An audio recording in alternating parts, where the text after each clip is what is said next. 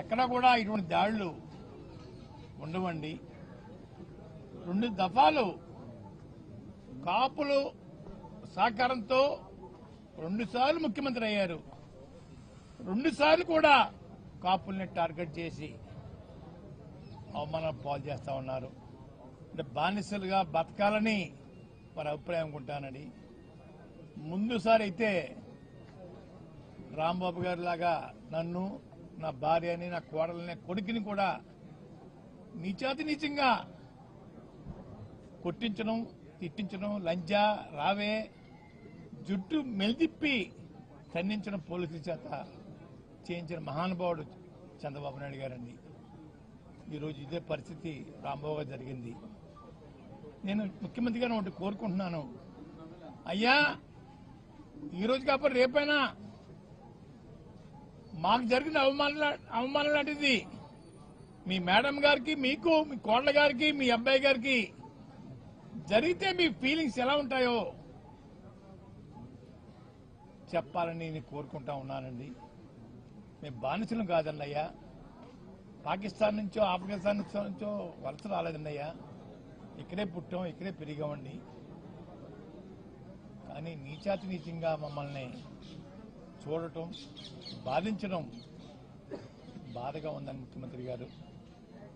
రెండోది, తిరుపతి లడ్డు విషయంలో అబద్దాల మీద అబద్దాలు రోజు వల్లించడం సమాజం నవ్వుకుంటుందండి. భక్తుల యొక్క మనోభావాలు దెబ్బతింటున్నాయండి.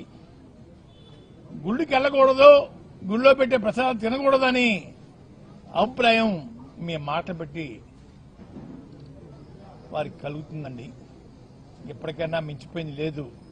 ఆపేయండి మీ అబద్దాలని, ఇంకా ఆపేసేసి గౌరవంగా క్షమాపణ చెప్తే బాగుంటుందని అనిపిస్తా ఉందండి. క్షమాపణ లేకపోయినా పర్వాలేదు, ఇక్కడితో ముగిస్తే మంచిదని కూడా అనుకుంటా ఉన్నానండి. ముగించకుండా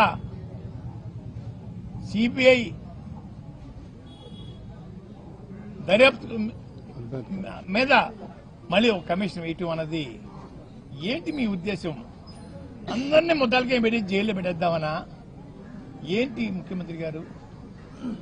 ఎన్నో రిపోర్ట్లు నెగిటివ్గా వచ్చాయే, ఎక్కడా పాజిటివ్గా లేదే.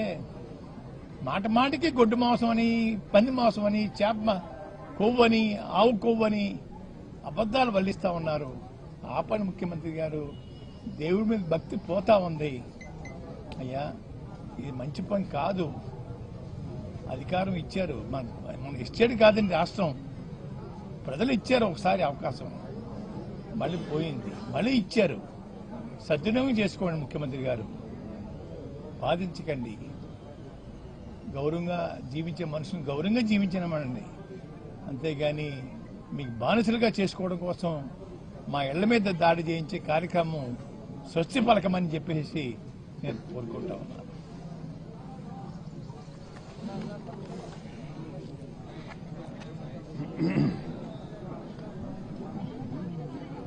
ఈరోజు చాలా దురదృష్టకరమైనటువంటి సన్నివేశం. అంబటి రాంబాబు గారిని అరెస్ట్ చేయటం, సరే విడుదలవుతారంటే మళ్ళీ ఇంకో పీటీ వారెంట్ వేసి అరెస్ట్ చేయటం,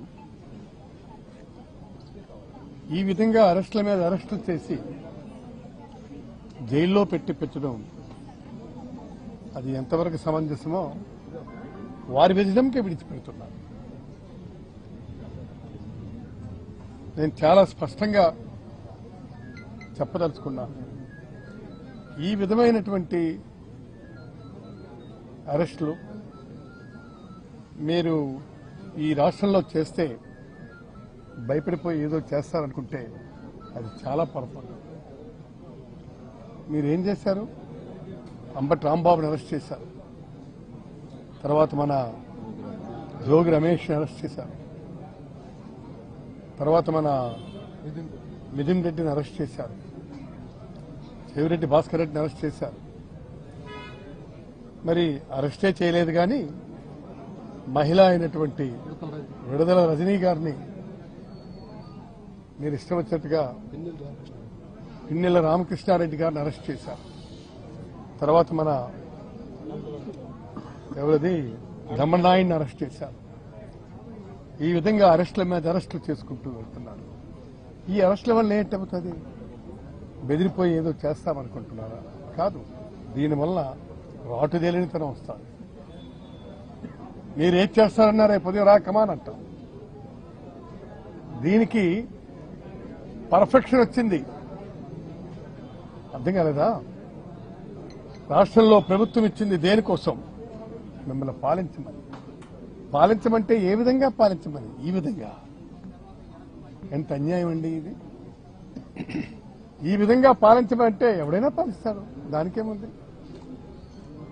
మీరు 4 తడవలు ముఖ్యమంత్రిగా చేసినటువంటి మీరు ఏ విధంగా పాలించాలో మీకు తెలీదా? మీకు తెలిసినటువంటిది ఏంటి? అరెస్టులు చేసి భయపెట్టి మేము పాలిస్తామనుకుంటే చాలా పొరపాటు. మీరు ఒక్కటే గుర్తుపెట్టుకోవాలా, ఇవన్నీ కూడాను భవిష్యత్తుకి గట్టి పునాదులు వేశారు. ఇవాళ మీరు అరెస్టులు చేయటం మూలంగా ఏమవుతుంది? ఏమీ కాదు. అంతేకాదు, నేను చాలా స్పష్టంగా చెప్తున్నాను, నేను గుర్తుపెట్టుకోండి, మీరు ఈ విధమైనటువంటి దీనివల్ల ఒరిగింది ఏమీ ఉండదు. తర్వాత అన్నిటికంటే ముఖ్యమైనటువంటి విషయం ఏమిటంటే, మీరు వీళ్ళని అరెస్టులు చేసి మీరు ఇంకేదో సాధించాలనుకుంటే చాలా పొరపాటు పడుతున్నారని చెప్పి మీ అందరికీ విజ్ఞప్తి చేస్తూ ఈ అరెస్టులతో ఇక్కడికి ఆపండి. ఇక మీరు తిరుపతి లడ్డూ ప్రసాదానికి వెళ్తే అందులో ఇవి కలిసింది, అది కలిసింది, పందికోవు కలిసింది, గోమాంసం కలిసింది, ఇష్టం వచ్చినట్టుగా మీరు కామెంట్లు చేస్తున్నారు. అవి రుజువయ్యాయి. అది కాదు అని రుజువైంది. ఎవరు ఎంక్వైరీ వేసినటువంటి అధికారులే చెప్పారు.